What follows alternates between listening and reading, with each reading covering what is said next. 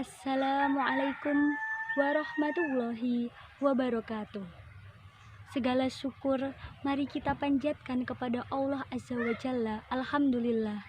Salawat serta salam mari kita kirimkan kepada baginda Rasulullah Sallallahu Alaihi Wasallam.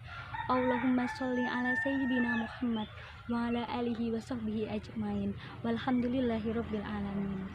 Alhamdulillah, pada kesempatan kali ini saya akan menyampaikan mengenai keutamaan sholat duha.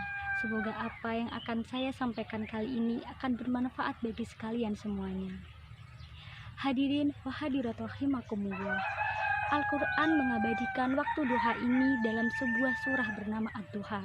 Hal ini menunjukkan jika Allah memberikan perhatian lebih kepada waktu duha ini, yaitu waktu ketika matahari naik sepenggelahan.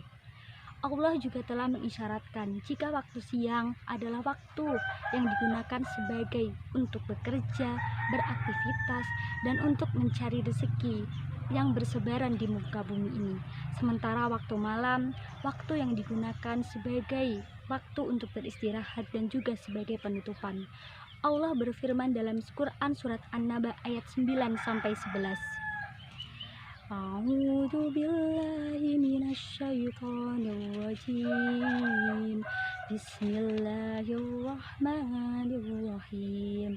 Waja'alna naumakum subata waja'alna al-laila libasa waja'alna an-nahara ma'asya, yang artinya, dan kami jadikan tidurmu untuk istirahat, dan kami jadikan malam sebagai pakaian, dan kami jadikan siang untuk mencari penghidupan.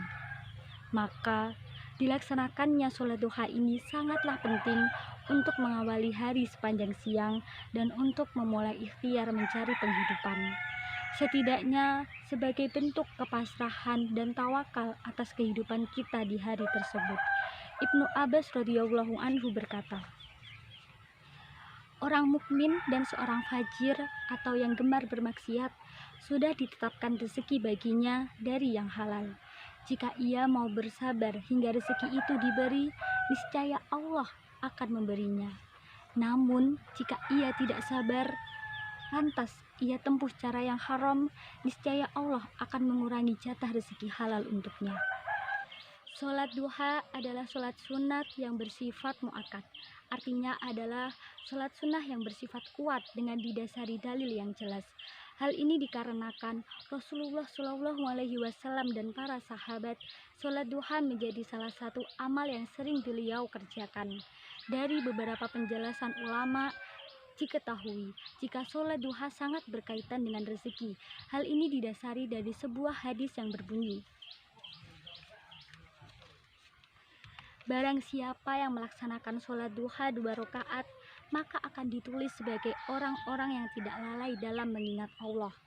Barang siapa yang melaksanakan 4 rakaat, akan ditulis sebagai orang-orang yang suka beribadah. Barang siapa yang melaksanakan 6 rakaat, maka akan dicukupkan dia pada hari tersebut. Barang siapa yang melaksanakan 8 rakaat, akan ditulis sebagai orang yang selalu berbuat taat. Dan barang siapa yang melaksanakan 12 rakaat, maka Allah akan membina baginya mahlihai di surga. Hadis riwayat At-Tabrani. Meski perlu diluruskan juga, jika sholat duha bukanlah sholat untuk rezeki.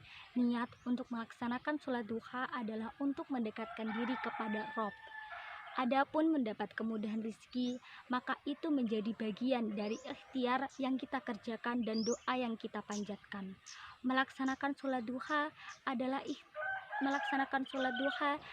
ikhtiar kita untuk menjemput keridhaan Allah atas rezeki yang akan kita dapatkan pada hari itu.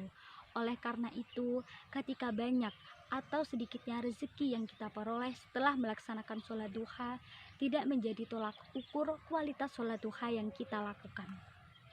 Keutamaan yang dimiliki oleh sholat duha ini sangatlah luar biasa.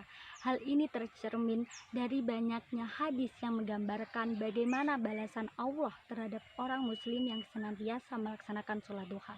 Keutamaan yang pertama yaitu termasuk ke dalam golongan awabin, Orang awabin adalah orang-orang yang taat kepada Allah atau orang-orang yang kembali taat. Dijelaskan dalam hadis seperti berikut. Dari Abu Hurairah radhiyallahu anhu, Rasulullah shallallahu alaihi wasallam bersabda, tidak ada yang menjaga sholat duha kecuali para awabin. Beliau mengatakan, sholat duha adalah sholatnya para awabin. Hadis riwayat Ibnu Huzaimah. Keutamaan yang kedua yaitu dicukupi kebutuhan hidupnya selama siang, di waktu siang hari. Dijelaskan pada hadis sebagai berikut. Dari Nu'aim bin Hammar al-Ghatafani, beliau mendengar Rasulullah Shallallahu alaihi wasallam bersabda, Allah Ta'ala berfirman, wahai anak Adam, janganlah engkau tinggalkan 4 rakaat sholat di awali siang atau di waktu duha, maka itu akan mencukupimu di akhir siang. Hadis riwayat Ahmad. Kemudian keutamaan yang ketiga yaitu mendapatkan pahala haji dan umrah sempurna. Dijelaskan dalam hadis berikut. Dari Anas bin Malik, Rasulullah Shallallahu alaihi wasallam bersabda, barang siapa yang melaksanakan sholat subuh secara berjamaah, lalu ia duduk sambil berzikir kepada Allah hingga matahari terbit, kemudian ia melaksanakan sholat 2 rakaat atau sholat duha, maka ia seperti memperoleh pahala haji dan umrah.